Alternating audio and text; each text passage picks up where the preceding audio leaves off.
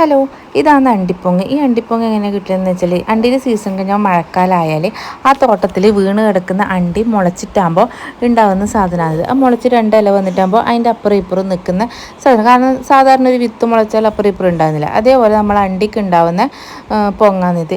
അപ്പോൾ ഇത് നമ്മൾ കറി വെച്ചും കഴിക്കും, പിന്നെ ഇതേപോലെ പച്ചനെ തന്നെ കഴിക്കുകയും ചെയ്യും കേട്ടോ. പിന്നെ ഞാനിപ്പോൾ അണ്ടി എന്ന് പറഞ്ഞാൽ ഇനിയും കുറേ കമൻസിൽ പൊങ്കാലിടാൻ വരും. ഇതിപ്പം പറയാൻ കാരണം എന്താണെന്ന് വെച്ചാൽ ഞാനൊരു അണ്ടി ചുടുന്ന ഒരു വീഡിയോ ഇട്ടിട്ടുണ്ടായിന്. അപ്പോൾ നമ്മളെ നാട്ടിൽ ഈ സാധനത്തിന് ഈ അണ്ടിക്ക് അണ്ടി എന്ന് തന്നെ പറയാം, അല്ലാണ്ട് ഈ കശുവണ്ടി എന്നൊന്നും എനിക്ക് പറയാൻ കഴിയില്ല. എന്ന് വെച്ചാൽ നമ്മുടെ നാട്ടിൽ പറയുന്ന പോലെ ഞാൻ പറയാം. ഞാൻ ആ വീഡിയോ ഇടുന്ന സമയത്ത് ഒന്നും വിചാരിച്ചിട്ടേ ഇല്ല. എൻ്റെ അമ്മോ, ആ കമൻസ് കുറേ ചിരിക്കാനുണ്ട്. ഒരു പൊങ്കാലിടാന്നൊക്കെ പറയുന്നില്ലേ കമൻസിൽ വന്നിട്ട്, അതേപോലത്തെ സംഭവമാണ്. എന്നിട്ട് ഞാൻ എന്തുകൊണ്ടാണ് ഈ അണ്ടി എന്ന് പറയുന്നത് വെച്ചാൽ നമ്മളെ നാടൻ ഭാഷ മറ്റുള്ളവർക്ക് വേണ്ടിയിട്ട് ഞാൻ എന്തിനാ മാറ്റുന്നത്? അല്ല, നിങ്ങൾ എന്നെ പറ. പിന്നെ ഇത് കണ്ടവരും കഴിച്ചവരും ഉണ്ടെങ്കിൽ ഒന്ന് കമൻറ്റ് ചെയ്യും, ലൈക്ക് ചെയ്യും, സബ്സ്ക്രൈബ് ചെയ്യും ചെയ്യണേ.